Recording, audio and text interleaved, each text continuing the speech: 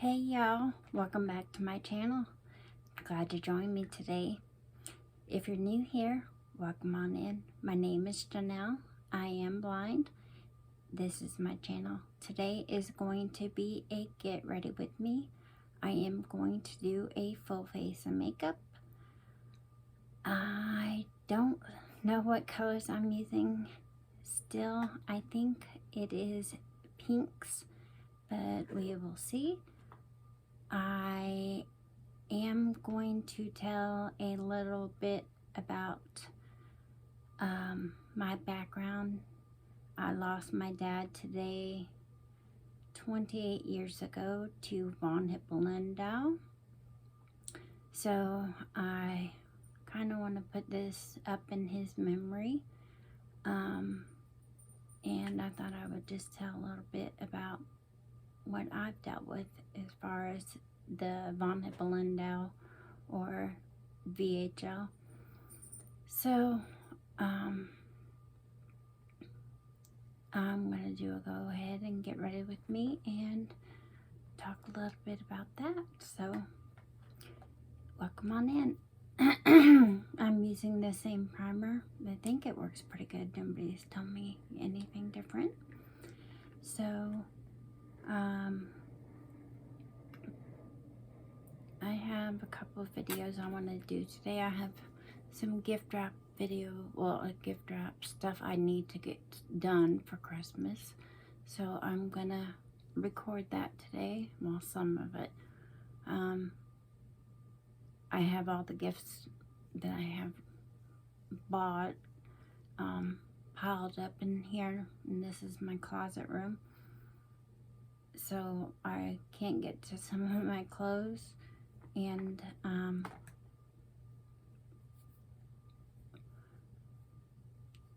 with the weather hopefully changing soon, today it's in the high 70s, and tomorrow it is supposed to be 84, I think. So once again, I'm still running my air conditioner. I did have a sundress on before this video,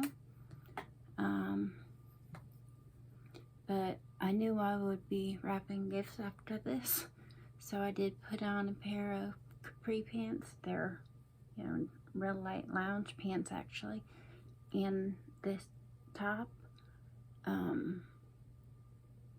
But before that, I had a sundress on, but I do have, socks on, of course. And that's how I normally dress. But I figured it probably wouldn't be sitting very ladylike on the floor wrapping gifts. So I figured I better change. Okay, my dad died 28 years ago today.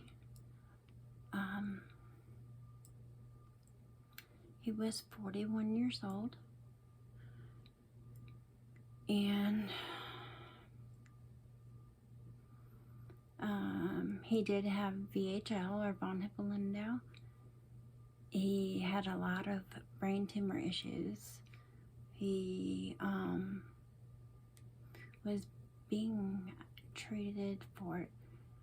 I didn't have a close relationship or really any relationship with my father. I made a big mess. I didn't have a relationship with my dad at all. I always wanted that, to be that daddy's little girl, and that just wasn't how life worked out, My parents got divorced when I was little, and for whatever reason, he moved out of state, and I think if I saw him 8 to 10 times in my lifetime, that was a lot. And we didn't have a relationship. I tried to write letters, and I never got responses, and I don't know if he ever received letters and just didn't write back, or I had a hard time with that, you know, when I was younger. His second wife had a son, and, you know, it always seemed like they were, you know, the perfect family. And it just, you know, I never understood why he didn't want me or my brother, you know, how he could just walk away and never think of us. We never got birthday cards or Christmas. Like I said, I would write them, you know, and I would send them Father's Day cards every year, and never get a response. And it was always the hardest card to, you know, find. You know, I'm one of those people, when I could see, even now when I find a card,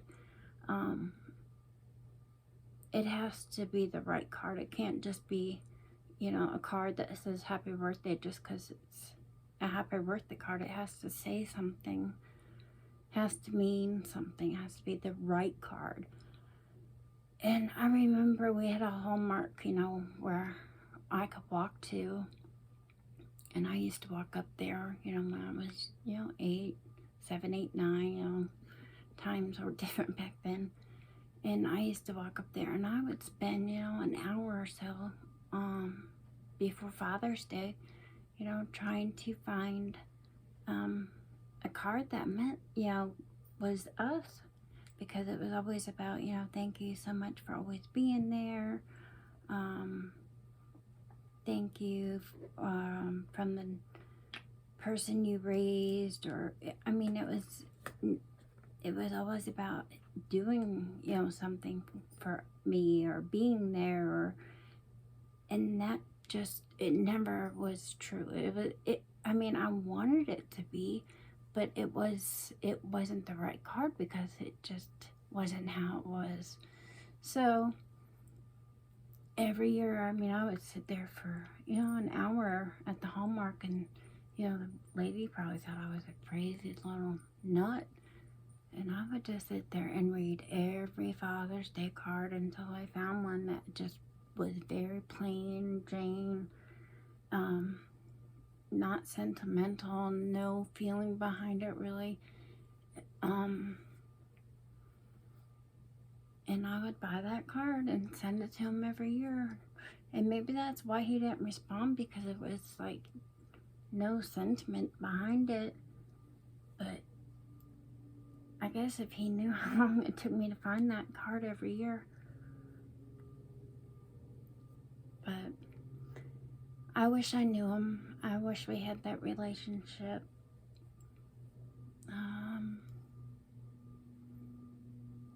I know he suffered really bad, you know, with his brain tumors. I know he had eye issues.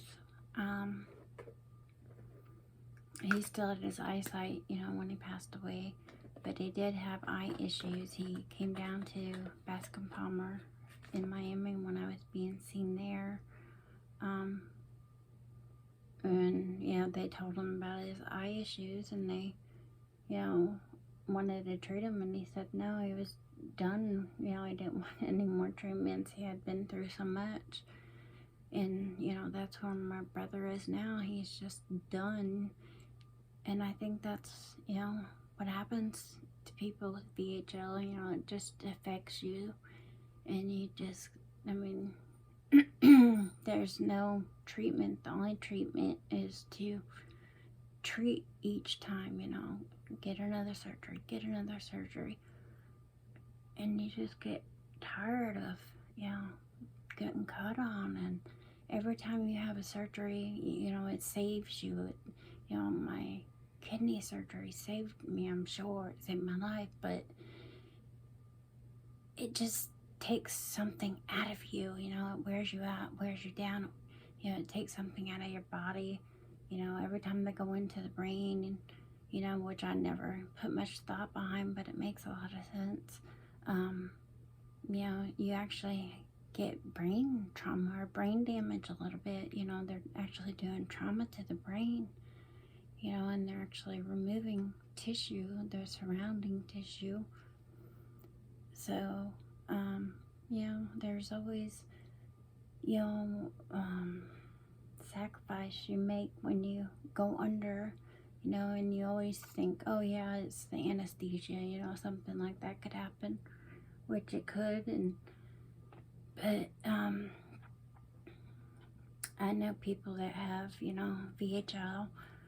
Don't know them personally, but you know, I'm in some support groups, and they have had the very same surgery that I had on my last brain tumor, and they are now in a nursing home, a paraplegic on a breathing tube. I mean,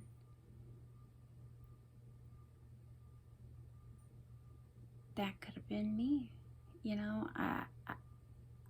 I'm grateful for being able to be here and talk to you guys and tell my story. There's been a few times, you know, in different surgeries, they didn't think I was going to make it. There was one time I didn't think I was going to make it. You know, would have been easier just to give up and quit fighting. And then I heard my husband crying, and that's what made me fight. But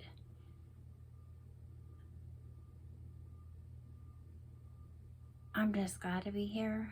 I miss both my parents a lot.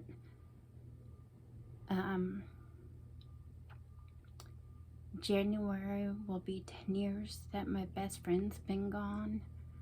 She died young at 37. My, you know, aunt's been gone since 2016, and you know, she passed away from suicide. And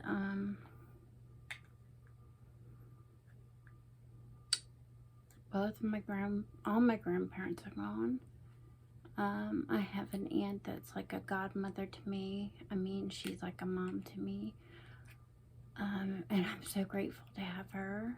And I have a brother, and he's got VHL. He's pretty sick.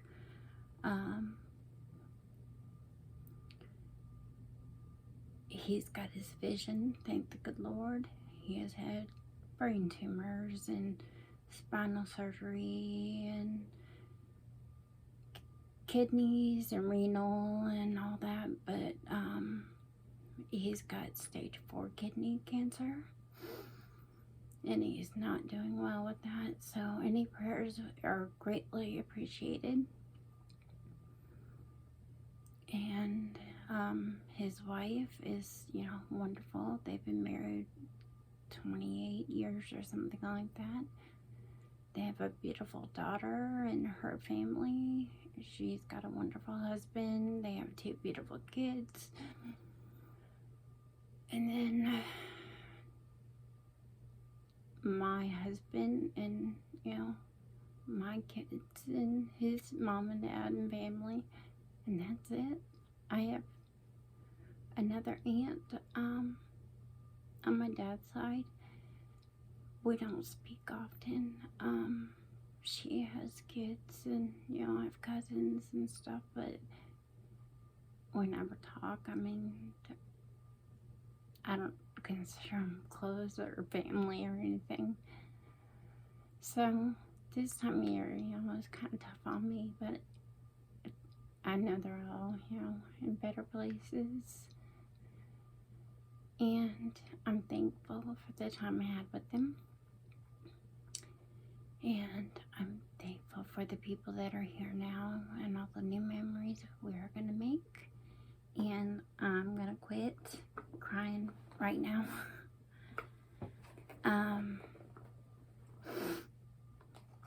I got present strap, and you know, it's Christmas time. And I decided I am going to film some of my Christmas tree going up. My son's supposed to help me get all the stuff out tomorrow. So we will see how well that goes. I'm using this quad that I think is the new one I got. I think it's pinks. I'm just gonna go to the bottom. I'm hoping that's the darkest. I'm gonna put that in my crease. Gonna find a small brush. Sorry. I usually have music on in the background, but you know, with copyright and all that, I don't know what I am allowed to play and what I'm not. So I'm not used to the quiet of the house.